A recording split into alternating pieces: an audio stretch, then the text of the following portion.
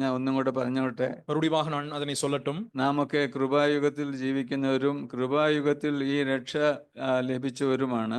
நாம் எல்லாரும் கிருபையின் யுகத்திலே வாழ்கிறவர்களும் கிருபையின் யுகத்திலே ரட்சிப்பை பெற்றவர்களுமாக இருக்கிறோம். അങ്ങനെയുള്ള രക്ഷ നഷ്ടപ്പെടുമോ എന്നുള്ളതാണ് നമുക്കൊരു വറീസ് ഉണ്ടാകുക.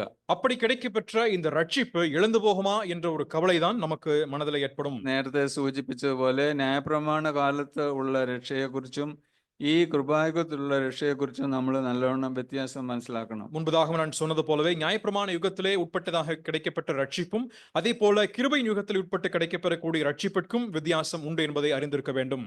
എങ്കിലും ഒരു പഠനം എന്ന നിലയിൽ ഫോർ അക്കാഡമിക് ഇൻട്രസ്റ്റ് എന്ന് പറയാറുണ്ടല്ലോ, നമുക്ക് പഴയ നിയമത്തിലേക്ക് ഒരു വിഷയം മാത്രം എടുക്കാം. ஒரே ஒரு வேத பாடம் என்ற நிலைமையிலே நாம் பழைய ஏற்பாட்டிலிருந்து ஒரு குறிப்பிட்ட விஷயத்தை மட்டும் நாம் எடுத்துக்கொள்வோமே. പലരും മോശയെ കോട്ട് ചെയ്തുകൊണ്ട്